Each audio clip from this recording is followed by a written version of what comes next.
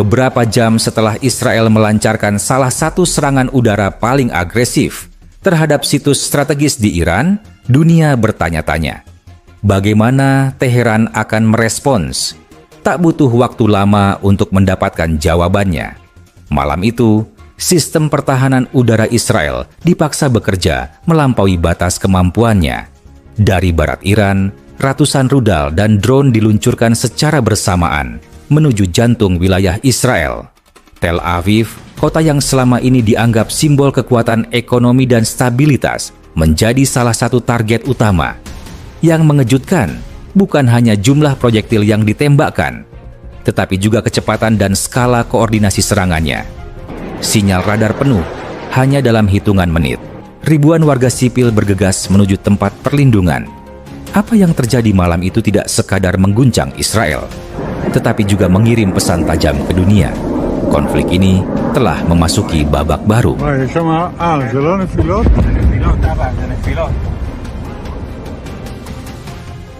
Ketegangan antara Israel dan Iran memang bukan hal baru. Namun, eskalasi terbaru bermula ketika Israel, dengan dukungan diam-diam dari Amerika Serikat dan sekutunya, meluncurkan operasi udara ke sejumlah wilayah di Iran. Fasilitas nuklir, markas militer, dan pusat komunikasi strategis menjadi sasaran. Sejumlah ilmuwan dan pejabat Iran dikabarkan turut menjadi korban. Alasan yang dikemukakan, Iran diduga mempercepat pengembangan senjata nuklir. Tapi sampai saat serangan diluncurkan, tidak ada bukti konkret.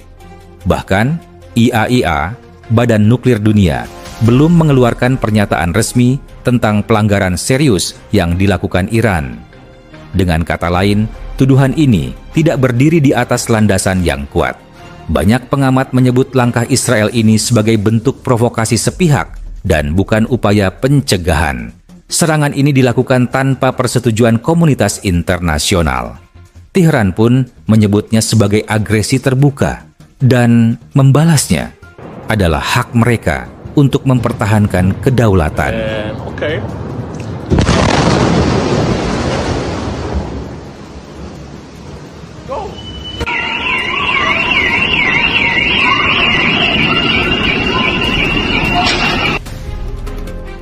Lebih dari 150 rudal balistik, termasuk Shahab 3 dan Sejil, meluncur dari Iran menuju Israel, ditambah sekitar 100 drone kamikaze dan pengintai. Semua diarahkan ke berbagai target strategis, Tel Aviv, Yerusalem, pangkalan militer Negev, dan infrastruktur di Ashdod dan Be'er-Sheva. Menurut laporan sementara dari lapangan, puluhan rudal berhasil menembus pertahanan Iron Dome dan menghantam beberapa kota. Di Tel Aviv, asap mengepul dari kawasan industri dan ledakan terdengar berulang di distrik selatan kota. Sirene meraung tanpa henti. Warga berlarian menuju bunker. Di kota Ashkelon dan Netivot, sejumlah bangunan hancur. Api membakar area permukiman. Ambulans dan tim penyelamat berseliweran di jalanan. Sementara itu, di Yerusalem, dentuman beruntun dan cahaya terang di langit malam menunjukkan betapa intensnya pertempuran di udara. Meskipun sebagian besar proyektil berhasil dicegat, volume serangan yang sangat besar dan simultan membuat sistem pertahanan kewalahan. Pihak militer Israel sendiri mengakui ini adalah salah satu serangan paling kompleks dan terkoordinasi yang pernah mereka alami.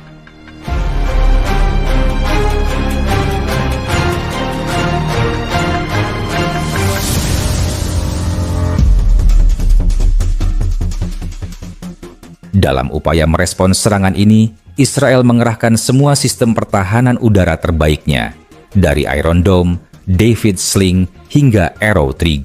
Sekutu Israel, Amerika Serikat, Inggris, dan Prancis juga ikut bergerak. Mereka membantu melalui deteksi satelit, radar lintas wilayah, dan beberapa aksi intersepsi di pangkalan militer Amerika Serikat di Timur Tengah. Pemerintah Israel mengklaim bahwa sekitar 80–85% rudal berhasil mereka tangkis. Ini tentu menunjukkan efektivitas sistem mereka. Namun, militer Iran menyatakan sebaliknya.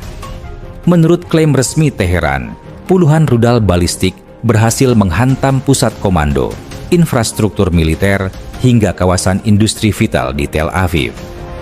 Mereka bahkan merilis video serta gambar satelit yang, menurut mereka, menunjukkan kerusakan nyata di beberapa titik strategis.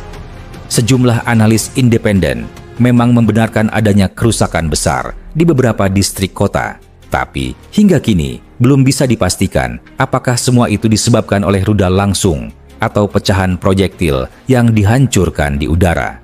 Yang jelas, sistem pertahanan Israel tak lagi terlihat sempurna. Serangan berlapis dan simultan seperti ini berhasil mengekspos celahnya.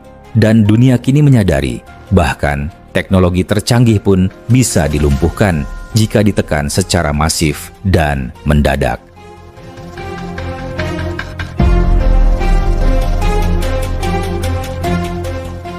Dewan Keamanan PBB segera menggelar sidang darurat.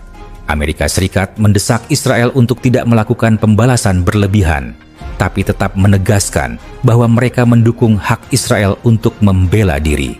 Di sisi lain, Rusia dan China menyerukan penghentian kekerasan segera. Negara-negara Teluk seperti Qatar dan Uni Emirat Arab juga menyatakan kekhawatiran atas potensi perluasan konflik ke kawasan mereka. Presiden Amerika Serikat mengadakan rapat darurat dengan kepala intelijen dan militer. Sementara itu, organisasi kemanusiaan mulai bersiap menghadapi potensi krisis pengungsi baru jika perang ini berkembang lebih luas. Serangan ini membuktikan satu hal penting. Iran kini memiliki kemampuan serang jarak jauh dengan akurasi dan volume yang berbahaya. Mereka mampu merancang skema serangan kompleks, memadukan drone, rudal, dan saturasi volume tinggi yang cukup untuk mengacaukan sistem pertahanan musuh. Bagi Israel, walau sebagian besar rudal berhasil dicegat, efek psikologis dan kerugian strategis tetap terasa. Dan ke depan, tekanan tidak hanya datang dari Iran, tetapi bisa juga dari Hizbullah di utara atau kelompok proksi Iran lainnya di Irak dan Suriah. Dengan kata lain, perang asimetris berteknologi tinggi sudah dimulai.